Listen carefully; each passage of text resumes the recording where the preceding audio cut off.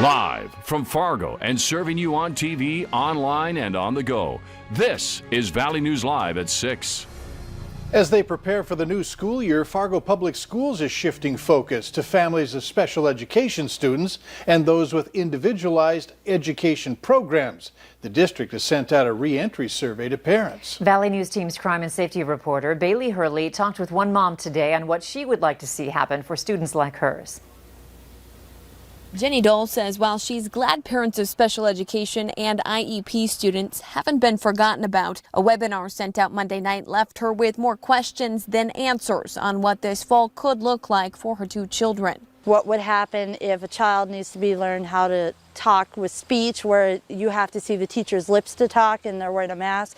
How do you do that? Or what would happen if your kid has to go to a smaller group for IEP versus actually staying in the classroom? She says as it stands right now, IEP plans will go out, quote, base by base instead of changing every 6 months, but says she's more concerned about what will happen if her children's IEP teacher is gone for an extended amount of time. My son is based on a scheduling, so if you remove something from the situation, like a time where you don't see that teacher or a teacher is removed from the situation, his whole day is thrown off track. She says her third grade son struggled with virtual learning last spring and says she hopes IEP children get more leniency when it comes to working in person. Maybe to choose that, like on our fall and spring days, okay, we need 3 kids in a group because they work better, let's move them outside. Dull says her son is already half a grade behind and is worried a solely virtual curriculum will set him back further, but says regardless, she just hopes school leaders are able to keep students with IEPs on a schedule and routine as much as possible. My biggest fear is that if my son and my daughter, if they go distance learning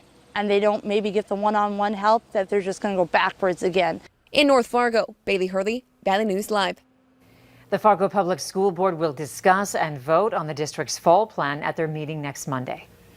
Not much to worry about in our weather today. The weekend, however, now that might be another story. Let's begin by finding out about our Tuesday night weather planner. Here's Chief Meteorologist Hutch Johnson. Hutch?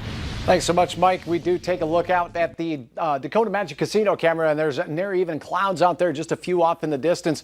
We are worried about more clouds and inclement weather as we go through the weekend, Friday, Saturday, and Sunday, all first alert weather days. It will not storm all day, every day.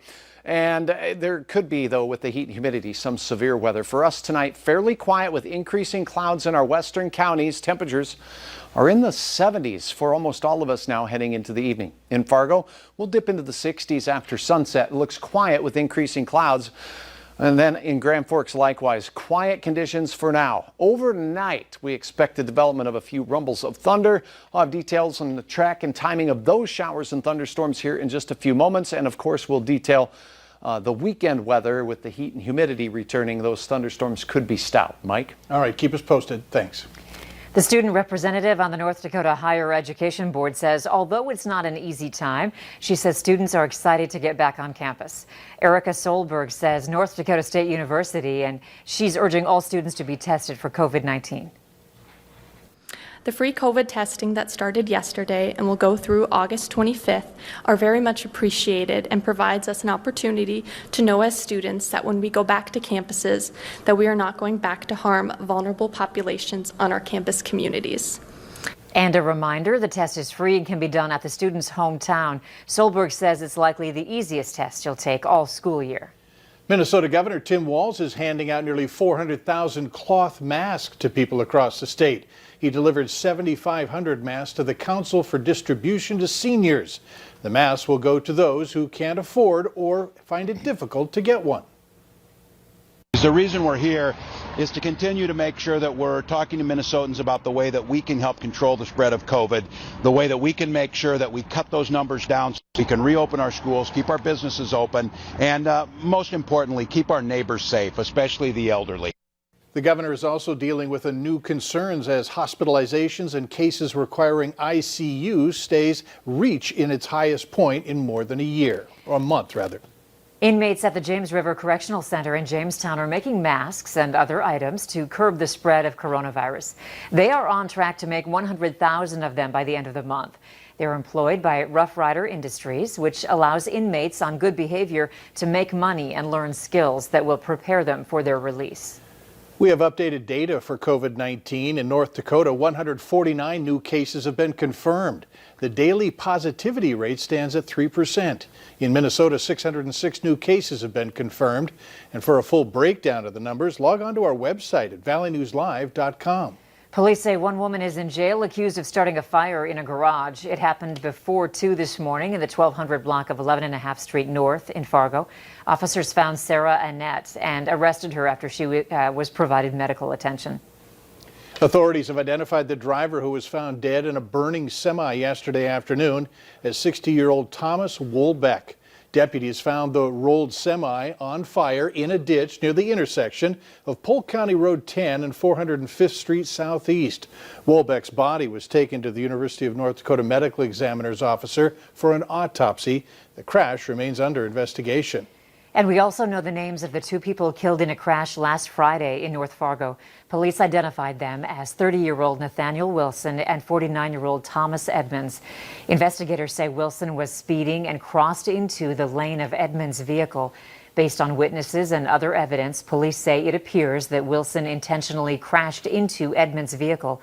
They say the 2 men did not know each other and it wasn't a case of road rage. That crash is still under investigation. A high-risk sex offender is living in Grand Forks. Dwight Moses lives at 802 North 5th Street. He's been convicted of second-degree criminal sexual conduct. In accordance to state law, police must notify people in the area that a high-risk sex offender is nearby. The Bureau of Criminal Investigation is looking into allegations made by 2 teenage girls that a North Dakota volleyball coach made them feel uncomfortable and at one point kissing one of them. He's now out of a job.